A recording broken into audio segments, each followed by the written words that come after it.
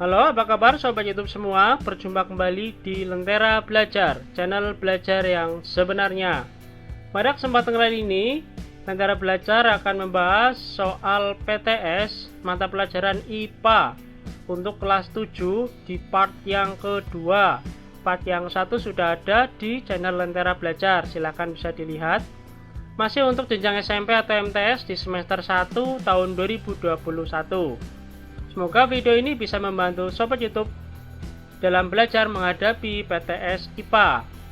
Bagi Sobat YouTube yang belum subscribe, silahkan subscribe dulu. Jika suka dengan video ini, silahkan like, komen, dan share.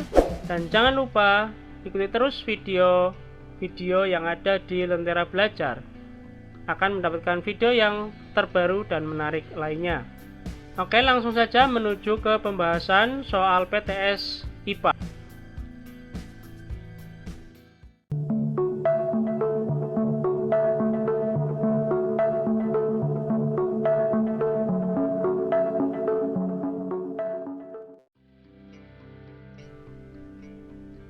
Soal nomor 1. Berikut perbedaan pengertian besaran pokok dan besaran turunan adalah: nomor 1. Besaran pokok, besaran yang satuannya sudah ditetapkan terlebih dahulu. Besaran turunan, besaran yang satuannya diturunkan dari satuan besaran pokok.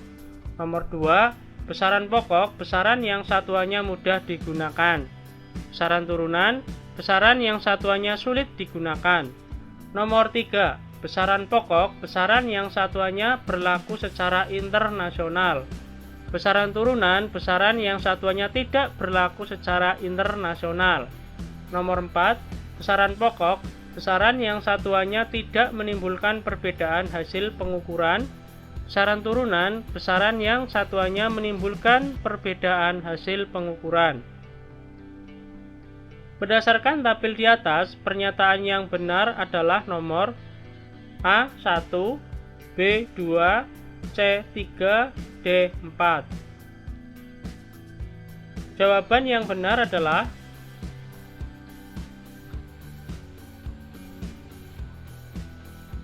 yang A, nomor 1. Besaran pokok ditetapkan terlebih dahulu, kemudian besaran turunan akan diturunkan dari besaran pokok. Contoh besaran pokok adalah panjang dan lebar, sedangkan besaran turunannya yaitu luas. Untuk mencari luas persegi panjang, misalnya panjang lebar, baru ketemu besaran turunan yaitu luas. Jadi panjang dan lebar adalah besaran pokok, luas adalah besaran turunan. Jadi jawabannya adalah yang A.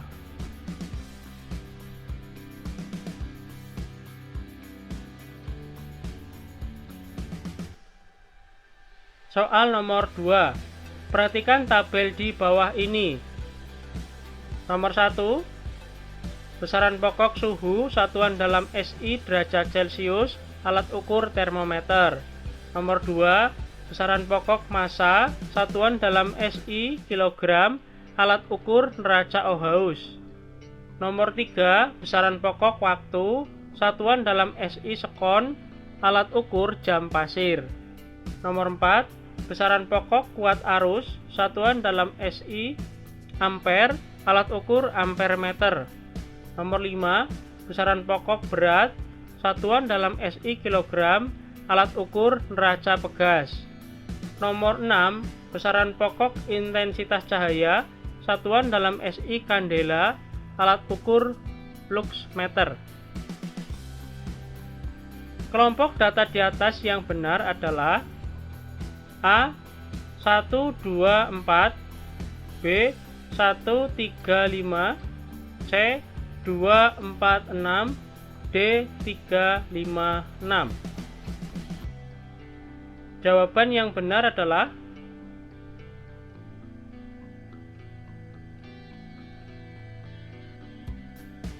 yang C, nomor 2, 4, dan 6.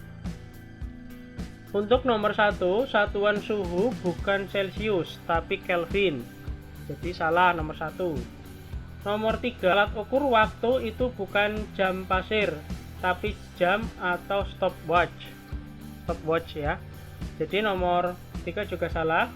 Nomor 5, satuan berat bukan kilogram tapi newton. Ini nomor 5 juga salah. Jadi jawabannya yaitu yang C.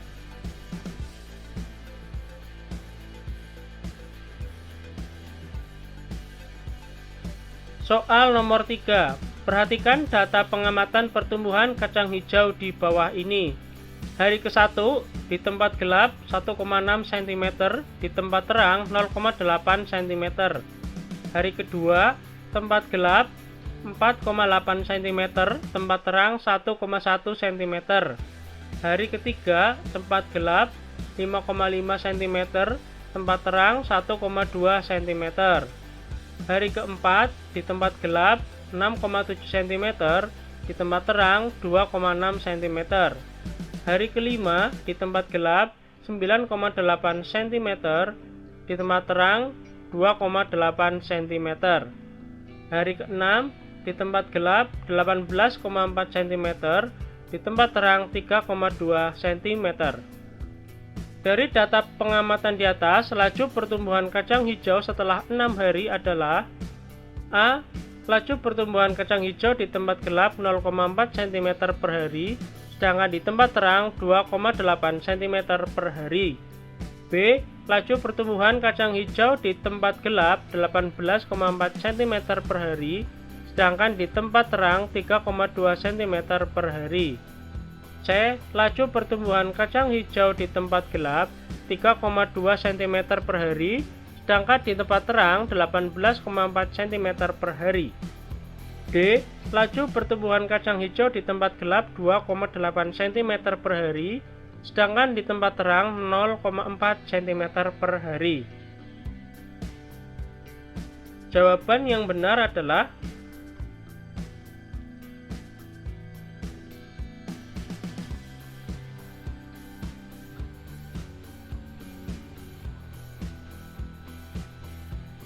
yang D. Laju pertumbuhan kacang hijau di tempat gelap 2,8 cm per hari, sedangkan di tempat terang 0,4 cm per hari.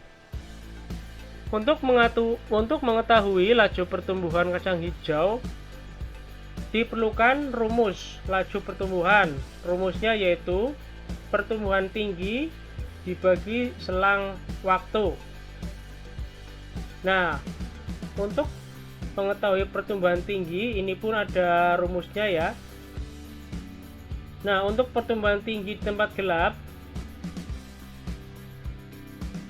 ini hari ke-6 18,4 cm dan hari pertama 1,6 cm.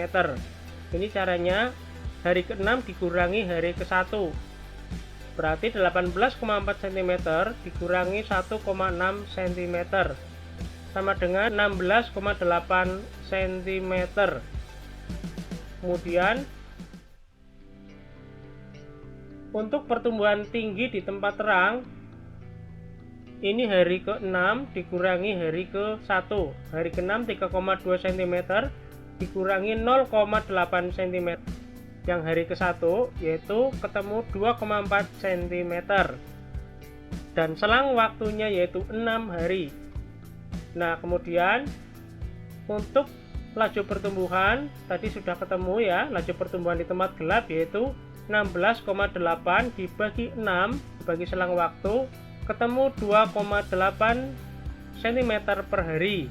Sedangkan laju pertumbuhan terang tadi ketemu 2,4 cm dibagi selang waktu yaitu 6 hari ketemu 0,4 cm per hari. Jadi yang benar yaitu yang D.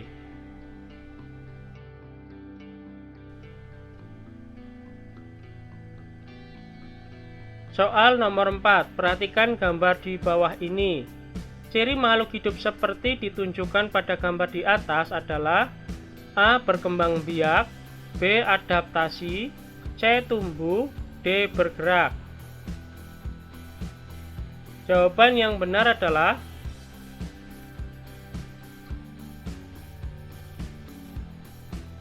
yang C. Tumbuh.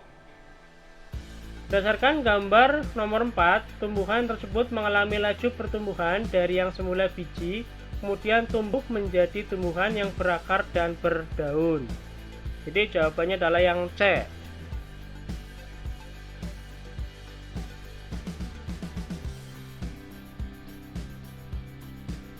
Soal nomor 5. Tujuan klasifikasi makhluk hidup adalah untuk A. Mempermudah mengenal makhluk hidup. B. Memilih makhluk hidup yang dapat dikonsumsi. C. Menentukan asal-usul makhluk hidup. D. Memberikan nama pada setiap makhluk hidup. Jawaban yang benar adalah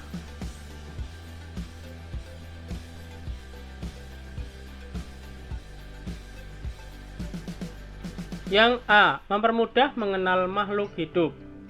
Dengan diklasifikasikan, makhluk hidup mudah untuk dikenal dan mudah dibedakan antara jenis yang satu dengan yang lainnya, karena tiap makhluk hidup mempunyai karakter dan ciri masing-masing.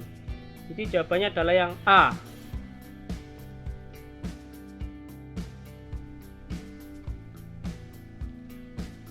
Soal nomor 6. Urutan tingkat takson dan klasifikasi tumbuhan dari yang tertinggi sampai terendah adalah A. Kingdom, Phylum, kelas, Ordo, genus, family, dan spesies. B. Kingdom, Phylum, kelas, Ordo, family, genus, spesies. C. Kingdom, Phylum, kelas, Ordo, family, genus, spesies. D. Kingdom, divisio, kelas, ordo, genus, family, dan spesies. Jawaban yang benar adalah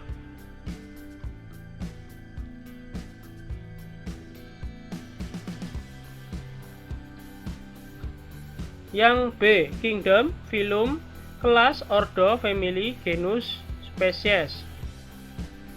Opsi B merupakan urutan tingkat takson dalam klasifikasi tumbuhan yang sudah berlaku internasional.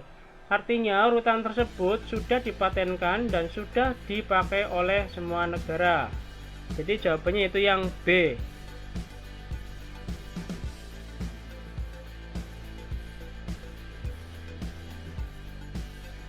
Soal nomor 7. Di bawah ini penulisan nama ilmiah ganggang merah yang benar adalah A.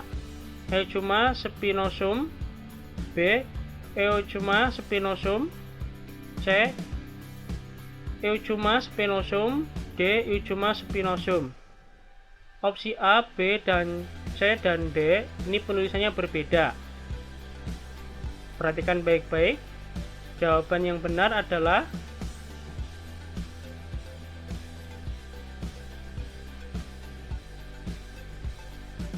yang D. Euchuma spinosum. Bahasa Latin harus dibedakan penulisannya dengan bahasa biasa. Pembedanya bisa menggunakan cetak miring, cetak tebal, atau garis bawah. Selain itu, bahasa Latin hanya huruf pertama saja yang menggunakan huruf kapital. Jadi jawabannya itu yang D.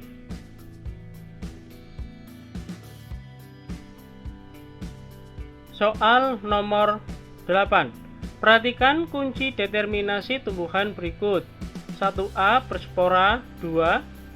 1B tidak berspora, 3. 2A berbatang jelas, suplir. 2B tidak berbatang jelas, lumut. 3A berbiji tertutup, 4. 3B berbiji terbuka, melinjo. 4A berkeping 1, jagung. 4B berkeping 2, 5. 5A berbunga kupu-kupu, kedelai. 5B berbunga trompet, terong. Berdasarkan kunci determinasi di samping, ciri-ciri yang dimiliki oleh kedelai adalah A. Berspora, berbatang jelas, berkeping 1, berbunga kupu-kupu.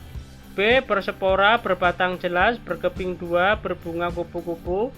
C. Tidak berspora, berbiji terbuka, berkeping 1, berbunga kupu-kupu. D. Tidak berspora, berbiji tertutup, berkeping 2, berbunga kupu-kupu. Jawaban yang benar adalah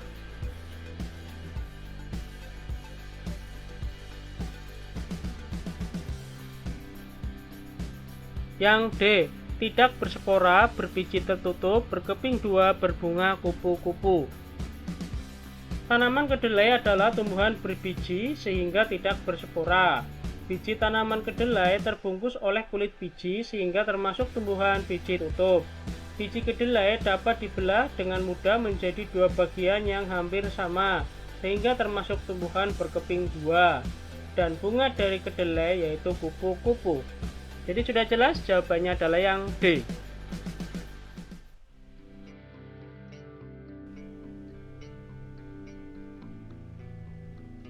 Soal nomor 9, perhatikan ciri-ciri tumbuhan berikut. 1. Berkembang biak dengan spora. 2. Mempunyai kloroplas. 3. Tersusun atas benang-benang hifa. 4. Bersifat prokariotik. 5. Bersifat heterotrof. 6. Hidup sebagai saprofit. Ciri-ciri kingdom jamur yang benar adalah A. 1, 2, 4, 6. B. 1, 3, 5, 6. C. 2, 3, 4, 5.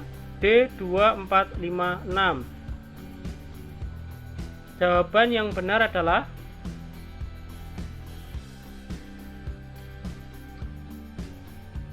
yang B. 1, 3, 5, 6.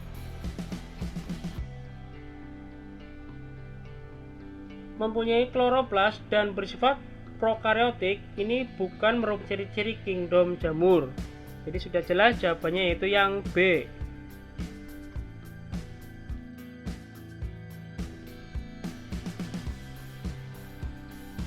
Soal nomor 10. Berikut ini kelompok hewan vertebrata dan contohnya yang benar adalah nomor 1. Kelompok hewan vertebrata Pisces, contohnya lumba-lumba, ikan paus. Nomor 2. Kelompok hewan vertebrata amfibia, contohnya katak, kura-kura. Nomor 3. Kelompok hewan vertebrata reptilia, contohnya ular, terenggiling. Nomor 4. Kelompok hewan vertebrata aves, contohnya angsa, ayam. Berdasarkan tabel di atas, pernyataan yang benar adalah nomor A1, B2, C3, D4. Jawaban yang benar adalah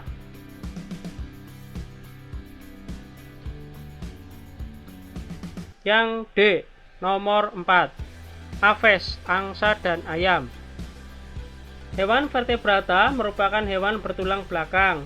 Sedangkan jawaban yang benar untuk soal nomor 10 yaitu opsi D. Opsi A salah karena lumba-lumba dan ikan paus masuk dalam hewan mamalia.